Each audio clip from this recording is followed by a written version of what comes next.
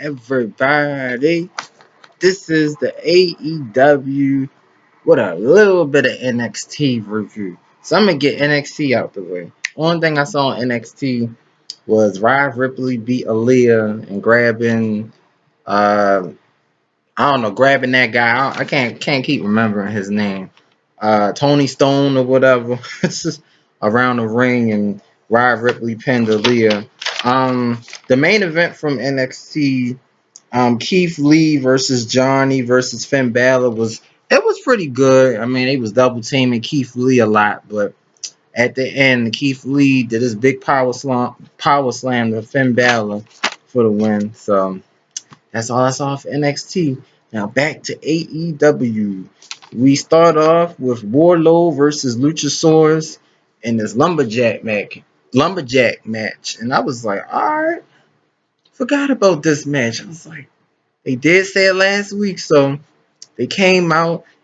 It felt like a boxing match. They were just throwing hands, they was kicking each other.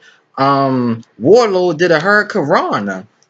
And I was like, whoa, like you don't really see the big wrestlers do that. So that was pretty good. Warlord, man, he is athletic. He got good speed. He got good agility. He was just suplexing Luchasaurus like it was nothing. Luchasaurus hitting him with all these big high kicks and punches, and they was punching each other and everything. But they got outside the ring. Um, that guy, what's his name? Joey. Oh no, Marco Stunt. Marco Stunt is so funny. He wanted to fight Warlow so bad. He was just over there just doing anything that he wanted. But it was a good match, and they took it outside the ring, like I said. And the Luchasaurus and Warlow was fighting on the stage. Warlow actually slammed him on the stage, and then they got up to the middle, and they was fighting there. And then Luchasaurus threw Warlow off. Everybody caught him. I'm like, it's a lot of people catching him, boy. Then Luchasaurus did a shooting star press from outside the ring. I'm like, jeez. They was going crazy in this match. But the turning point of the match, Luchasaurus had the victory with those big old like chops, and then he did a choke slam. Then MJF was right there talking to the referee, whatever, and then Warlow gave him a low blow, and then he did his big power slam for the victory, and JR was like, damn, he got that victory. I was like, yep. So it looks like we're gonna have the Jungle Boy and Luchasaurus versus Warlord and MJF at Fyter Fest. And like I said, Fyter Fest is going to be good. I'm going to definitely do my card on that as well. That's going to be a good match. And it's on TNT. It's going to be on TV. A 2-day pay-per-view on TV. Well, it come on July 1st and July 8th, but still, it's 2 days. I mean, it's going to be good.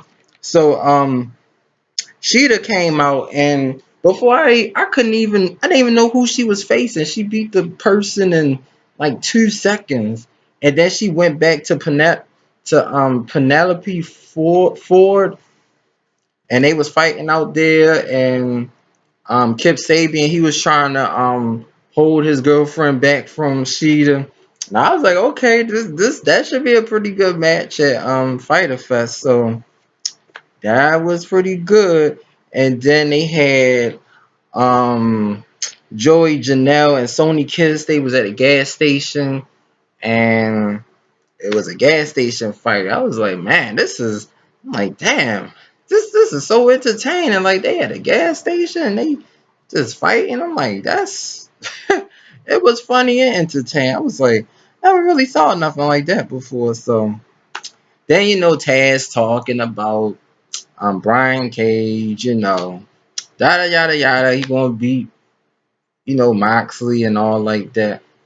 But the only thing I'm gonna keep saying, Brian Cage, of course, he was in action, and he won like another squash match. I'm like, now if he fought like say like he fought Lance Archer and he just destroyed him.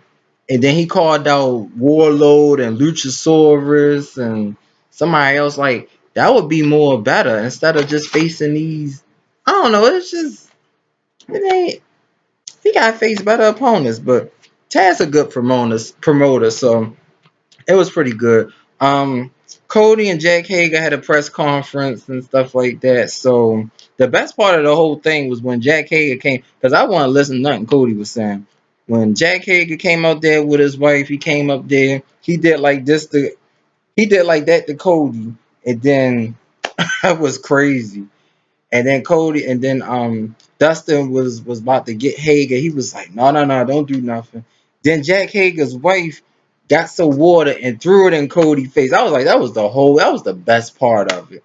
Because I'm like, man, of course they go and do that little segment and yada yada yada. We've been building Cody for years. I was like, I ain't want to hear none of that.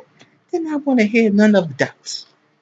So next we had SCU versus FTR, and this was a good match. This match was going back and forth. They was on a lot of double team moves, a lot of suicide dives and stuff like that. And SCU almost got the victory with the deep water little double team move, but they got a 2 count.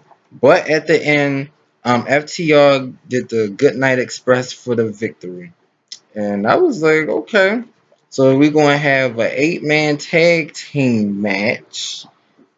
That shall be good. It's the Butcher and Blade. Was it Butcher and Blade versus So I know it's FTR and the Young Bucks versus Butcher and Blade and